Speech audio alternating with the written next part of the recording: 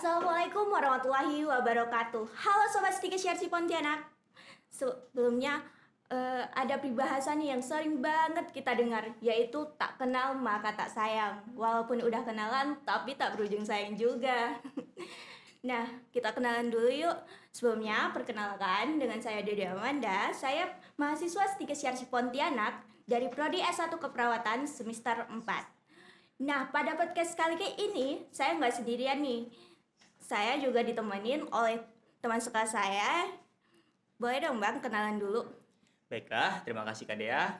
Hai Sobat Stika Pontianak, perkenalkan nama saya Abang Adewi Tama. Saya dari Stika Pontianak dan teman sekelas dari Kakak Dea. Oke, pada podcast kali ini kita bakalan ngebahas apa sih Bang?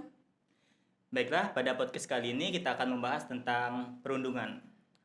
Ya, kita bakalan ngebahas tentang perundungan atau bullying. Seperti yang kita lihat ya, perundungan dan bullying ini sedang marak-maraknya di media sosial ataupun di berita-berita. Seperti yang kita tahu, perundungan itu adalah suatu kekerasan fisik ataupun suatu hal yang dilakuin sama seseorang nih berupa hinaan yang bisa berdampak buruk banget kepada korbannya.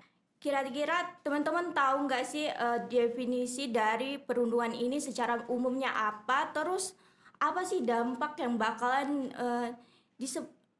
disebabkan oleh perundungan ini, dan bagaimana sih cara untuk mengatasi dari perundungan tersebut? Nah, pada podcast kali ini kita bakalan mengeksplorasi itu semua. Baik, langsung aja ya Bang, kita sharing-sharing nih tentang perundungannya.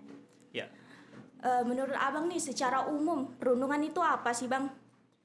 Secara umum, perundungan itu ialah kejahatan yang dilakukan oleh seseorang atau sekelompok dengan tujuan merendahkan seseorang secara terus-menerus atau berulang-ulang. Oh, jadi perundungan itu adalah suatu hal yang dilakuin secara terus-menerus ya Bang? Ya. Oke. Untuk korban dari bullying ini kira-kira lebih banyaknya ke siapa sih? Menurut analisis data yang dilakukan oleh WHO, itu korban terbanyak pada kasus perundungan di dunia ialah remaja. Ya, pada remaja. Selanjutnya nih Bang, banyak kita sering banget ngejadi saksi dalam perundungan, tetapi kita nggak tahu nih kira-kira kita mau ngapain gitu ketika kita menjadi saksi dalam perundungan tersebut. Kira-kira bagaimana sih Bang kalau kita menjadi saksi gitu dalam perundungan? Jadi ketika kita menyaksikan seseorang sedang dirundung ataupun sedang dibully oleh teman ataupun kerabatnya ataupun seseorang yang lainnya, maka yang pertama yang harus kita lakukan, jikalau kita bisa membawa korban tersebut pergi dari situasi tersebut atau pergi dari tempat tersebut, di lingkungan tersebut, maka kita harus upayakan tersebut. Tapi jika hal tersebut tidak memungkinkan ataupun kita takut nih untuk membawa korban nih untuk lari terhadap situasi perundungan tersebut, maka kita wajib untuk melaporkan hal tersebut ke pihak berwajib. Oke, pihak berwajib ini seperti apa sih Bang? Pihak berwajib itu bisa seperti pihak kepolisian ataupun Komnas Perlindungan Wanita dan Anak. Oh gitu. Nah Bang, dari proses perundungan ini apakah ada cara nih untuk mengatasi supaya perundungan ini bisa teratasi gitu?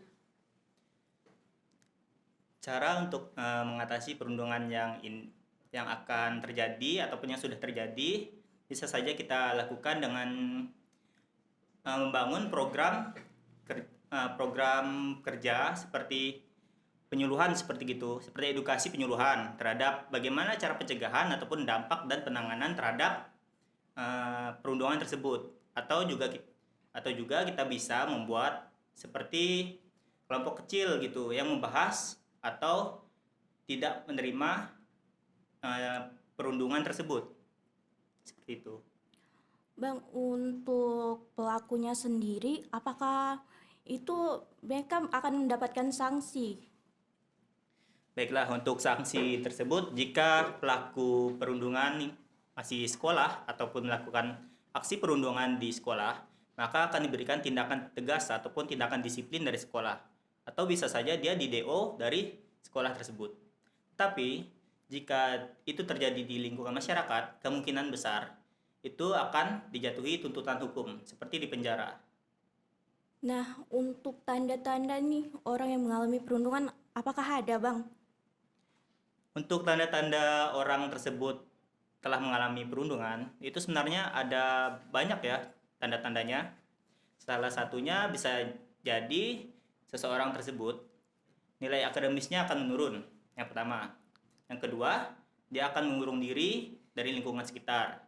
Dan yang terakhir, terdapat luka di badannya ataupun memar. Oke. Nah, untuk pertanyaan terakhir nih, Bang.